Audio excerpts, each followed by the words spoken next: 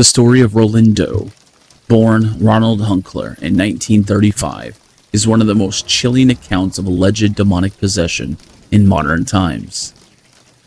It unfolds in the Washington, D.C. area, where Ronald was an ordinary teenager until the tragic death of his beloved Aunt Harriet in 1949. Harriet had introduced Ronald to the Ouija board, which he used to try to communicate with her after her passing, an act widely believed to have sparked the terrifying events that followed. Shortly after her death, strange occurrences began to plague Ronald and his family. It started with unsettling noises, scratches on the walls, and strange thumps reverberating through the house. Objects moved on their own, and Ronald's behavior became increasingly erratic, marked by fits of rage and violent convulsions. Disturbed and seeking answers, his mother consulted a psychiatrist, but medical explanations brought no relief. As Ronald's condition worsened, the phenomenon grew more intense. He was tormented by night terrors, waking in the middle of the night screaming, claiming to see shadowy figures in his room. Family members witnessed disturbing incidents, his bed shaking violently, or Ronald exhibiting strength far beyond his small frame during these episodes. In one terrifying instance, he was thrown several feet from his bed, heightening the family's fear that something supernatural was happening. The oppressive atmosphere in the home began to affect the entire family, with sleepless nights and recurring nightmares becoming the norm. Desperate, they sought help from their local Lutheran pastor, who quickly referred them to the Catholic Church for more specialized assistance.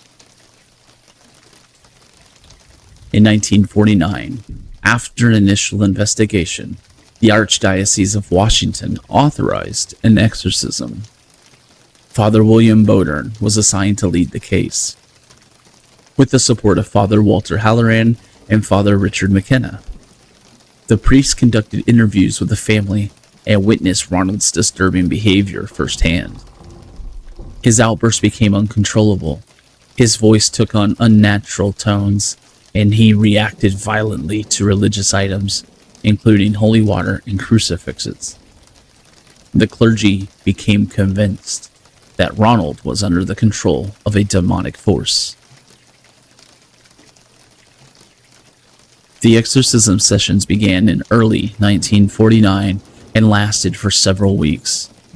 Are you enjoying today's story? Smash that subscribe button so you never miss another spine-chilling tale. Let's get back to the video. Placed both at the Hunkler home and in the hospital. The tension during the rituals was palpable, with Ronald thrashing violently as the priest recited prayers.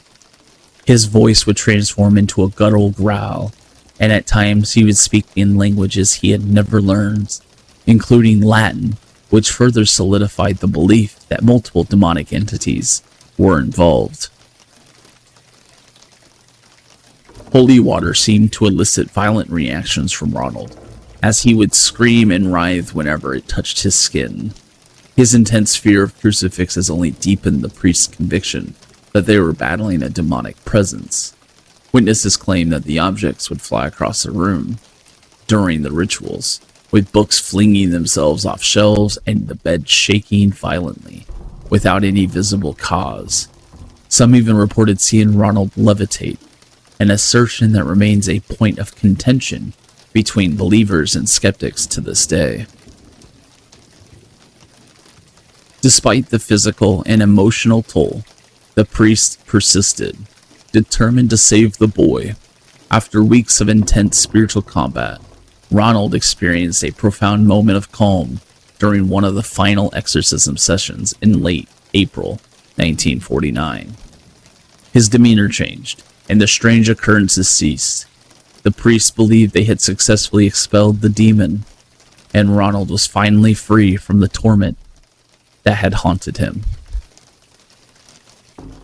Following the exorcism, Ronald's life returned to normal, and he remained largely private about his experience.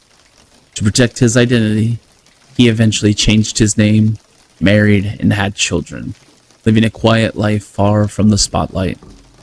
The priests involved in the exorcism continued their work within the church, with Father Bowdern passing away in 1983, Father McKenna in 2004, and Father Halloran in 2005. Each remained steadfast in their belief in the spiritual battle they had waged, though they offered differing perspectives on the psychological elements of possession. The case of Roland Doe became the inspiration for William Peter Blatty's 1971 novel The Exorcist, which was later adapted into the iconic 1973 film. This dramatization brought Ronald's story into the public eye, forever intertwining it with popular culture's portrayal of demonic possession. Despite the sensationalism surrounding such cases, the story of Roland Doe remains a stark reminder of humanity's struggle to understand the unknown and the intersection of faith, science, and fear. His tale continues to fascinate and terrify, drawing people into the murky world of the paranormal. Thanks for watching.